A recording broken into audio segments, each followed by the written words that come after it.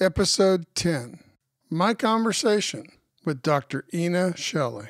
People may not fully understand this, but in some ways it was a gift. At the time you don't see it that way, but I think the clarity it has given me, the sense of appreciation and gratitude, and really putting things into perspective of what's important in life and what's not is so clear to me.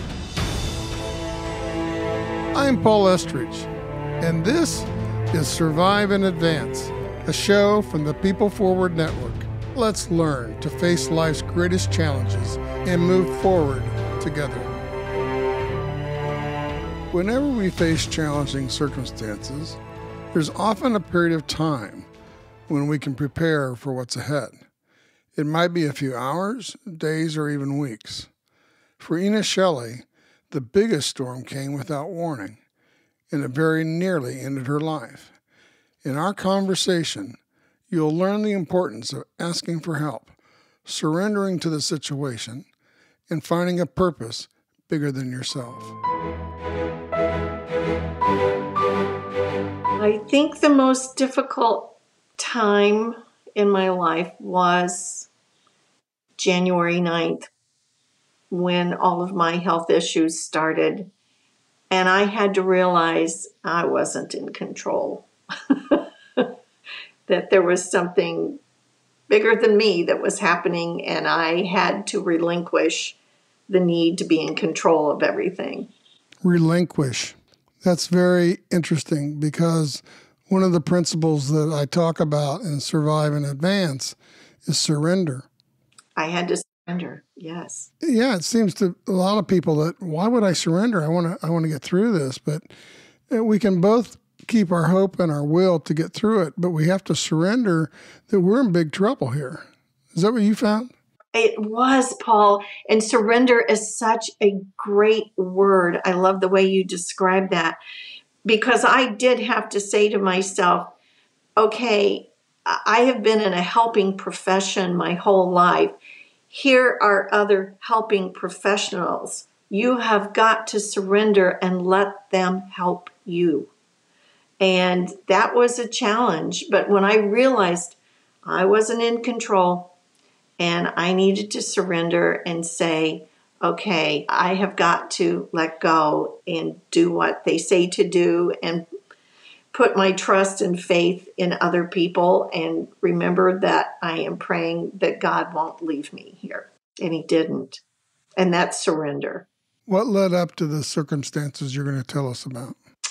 It's really interesting how it happened. My husband and I made the decision that I was going to retire from the university in May of 2019. We had purchased a home in Savannah, Georgia in October. We traveled down to the house over the Christmas holidays, flew home, and I went to work on Monday, January 9th, with just an unbelievable headache. Now, I've had many headaches through the years, but I had never had this kind of pain. And I was having a meeting with my leadership team. I got started and I just couldn't even function. It was just such blinding pain. And I just stopped in the meeting and I said to my team, I am so sorry, but I can't do this. Something's wrong with me and I just can't do this. I thought maybe at first it was one of those headaches that you get from flying and it's winter and it's sinus and all of that. And then I realized, no, this isn't that. What happened after that? Well, I will tell you, Paul, I think there are angels in our life. And one of the angels in my life, I think, saved me. Her name is Dr. Jill Bolte Taylor. She was a Harvard University neuroscientist. She had a massive stroke. She wrote a wonderful book called My Stroke of Insight. I had read her book, and actually Jill and I had become friends. And one of the things that Jill taught me was you will know when something is wrong with your brain. You will know. And what you have to do is act. Don't wait, act. And I tell you, Paul, I swear I could hear Jill's voice in my head on January 9th. I was like, something is wrong with my brain. Something is wrong. And so I said to my team, I need help. How important was asking for that help? It was critical in asking for help, because had I tried to sit through that meeting much longer, or had I gone back up to my office and laid down, I wouldn't be here. From the time the ambulance got me to the hospital, I mean, they rushed me into tests and surgery. I mean, Michael said it was like just watching people go in fast motion at the hospital. And they ran out and said, we're rushing her to surgery right this minute. So it was like, oh. So I would say I had maybe less than a 2-hour window. So did you have a stroke? No, I didn't. I had a brain bleed. The technical medical name for it is a subdural hematoma. And I have to tell you, when I was in my meeting and feeling awful, I did have the thought of, if I could just go back up to my office and lay down for a minute. But then no, there's something wrong here. And I'm so grateful I didn't, because you literally die within a matter of minutes if you lay down. So thank you to Jill Bolte Taylor for teaching me to act. And then what's the next thing you remember? I don't remember anything until January 15th. And that was a long time. What actually happened to you, Ena? Well, when I got to the hospital and they had called my husband and he was there, what he told me was the doctors were asking me all these questions. And he said, Ena, you were answering them. And I said, I don't remember it. I said, the last thing I remember were the ambulance doors shutting. And your brain kind of goes into a protective mode. So apparently I was able to answer where was the pain, what had happened, but I didn't know that. So I went in for my first of 3 surgeries. The first one was on January 9th. And then I was in an intensive care unit. And on January 11th, I had a second brain bleed. So back in for another surgery. And it wasn't until January 15th that I woke up. And were you all well at that point in time? No, no. What I remember is, I guess I could call her my second angel, was this voice of this wonderful woman. And she said, my name is Patience, and I'm here to help you. And I thought, I don't know where I'm at, and I don't know anyone named Patience. But she seems really sweet. And Patience was my first point of help.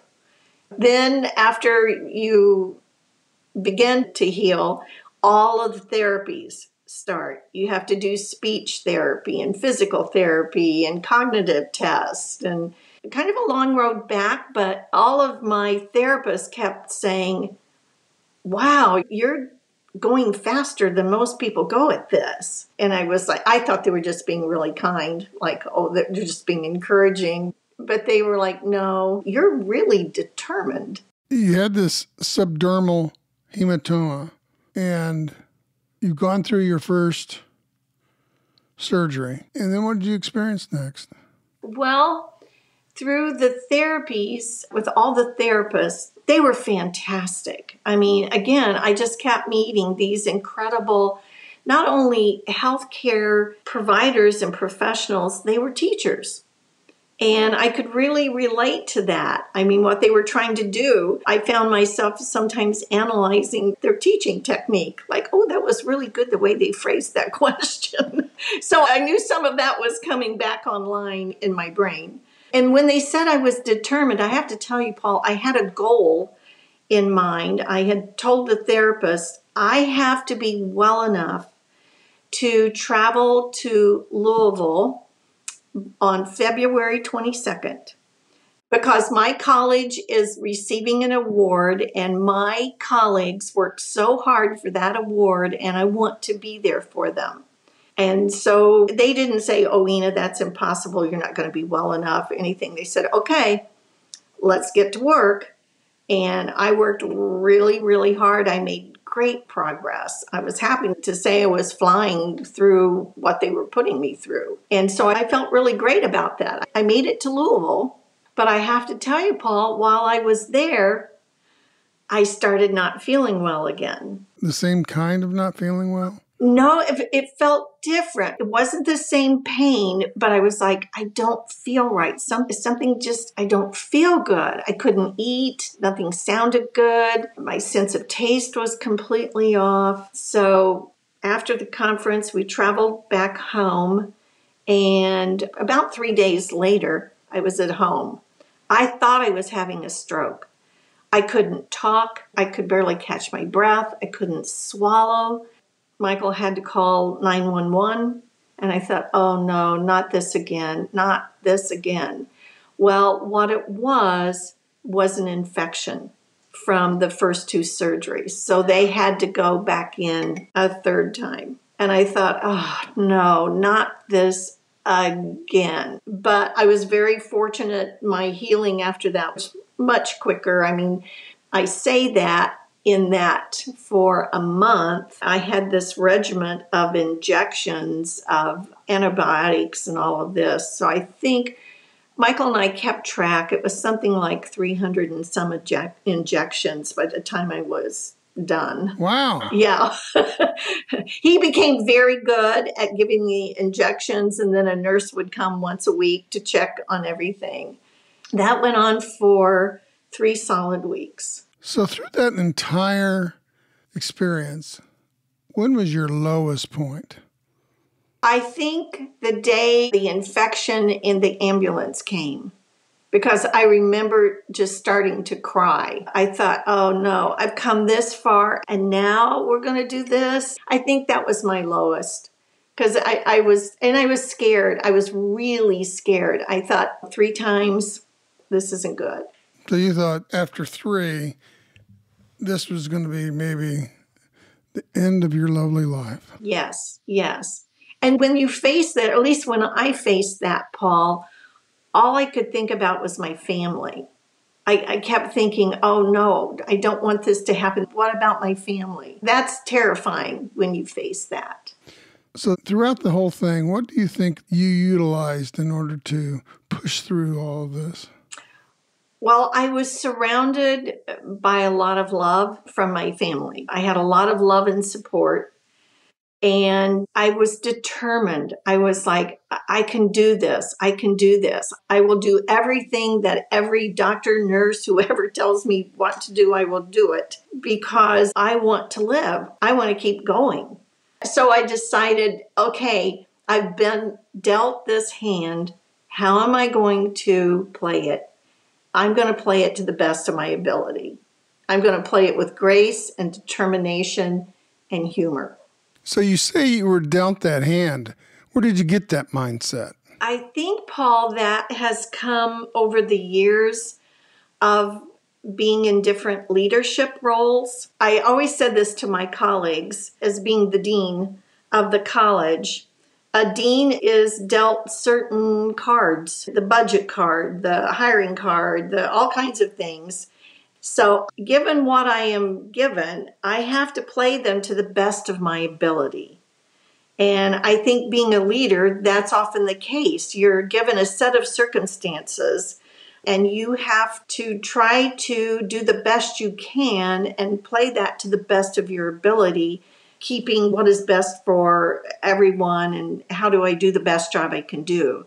What fascinates me about your story is you had this waypoint or this point in which to drive to in a very life-giving way. What gave you that energy? What was that beyond the Louisville meeting that kept you going?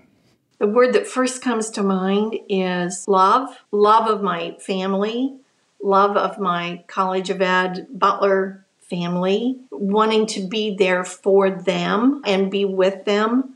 I think was a real drive. My mother always said I was stubborn. I prefer to say I was just always determined. If you tell me that can't be done, I tend to be a person that say, really? Well, let's try and see it. Maybe it could be done. Or what's another way to do that? So I think part of it is my own personality. I think it's a big part of who I am. And I think being a teacher, we tend to be the caretakers. We want everything to be good. We want everyone to succeed. We want to be there for every person we can be there. And I think that's just in my DNA.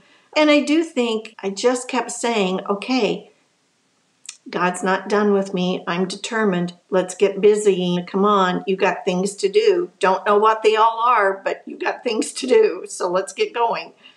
Did you figure that out? I think I did. I made it back to my own family, but I made it back to my College of Ed family. And I got to spend time with them, not as much time as I had wanted during that last semester, but maybe I appreciated every minute even more that I had with them in those remaining weeks of the semester. And I realized I was being given the gift of time to be here and to have that time with Michael. I mean, we were so excited about retiring and finally having this time together. And I thought, oh, that's the gift I was given too. Do you have a purpose today for your life that you didn't have before? I think I have a deeper purpose. I think my purpose has always been to serve others in a variety of ways, as an educator, as a parent, as a spouse, all those roles.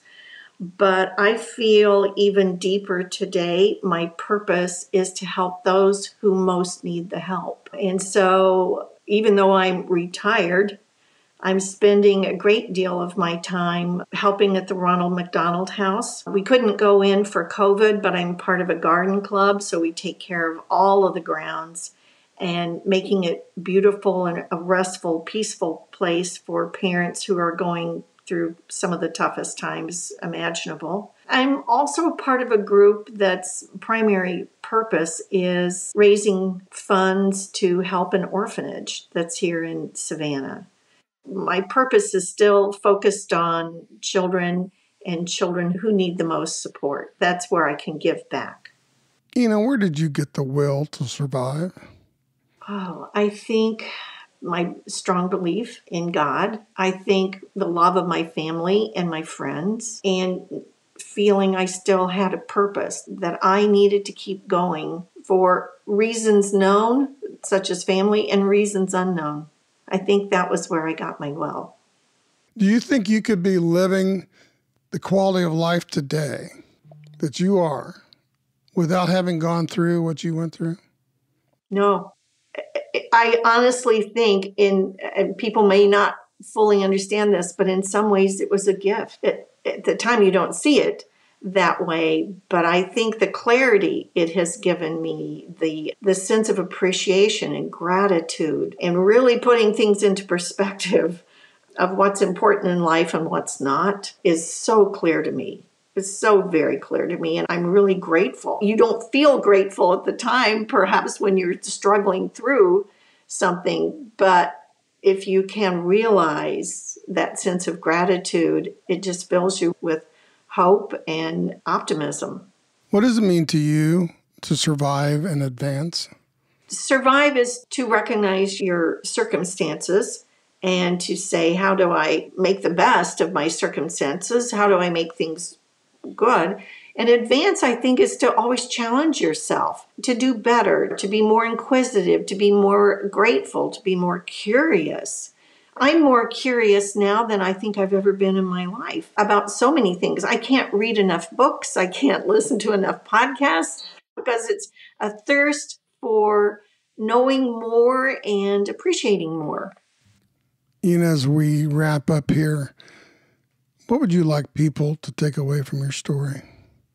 I would hope that people understand that no matter what may happen to you in life, to believe and to let others help you, to realize there's times in life when you help and there's times in life when you surrender. And to know that there's something greater than yourself that's at play in this. You may not think it at the time, but really that saying about your best days are ahead, I think there's truth in that. Your best days are ahead, maybe because you value them even more. If there's one thing you take away from Ena Shelley's story, is that she recognized her situation. She didn't delay. She took action immediately. All too often, our ego gets in the way of us taking the action required. Our pride keeps us from understanding that we're in big trouble. We don't want to recognize those heart symptoms. We don't want to recognize that we need a lawyer. We don't want to recognize that we have health issues that we need to act on immediately. Survival means to overcome the situation that we're facing. And we have to recognize it. And we have to admit it. And we have to ask for help. That's what Ena Shelley did. She asked for help. Are you one of those people that never asks for help, that believes that you can handle things on your own? There are many of us out there. Let me say this. If we don't change that behavior, the most severe times in our lives, we probably won't make it. Those people that make it, time and time again, ask for help. That's a part of the acting. Taking action is asking for help. Remember this. When you're in trouble, you don't feel right. Things aren't normal.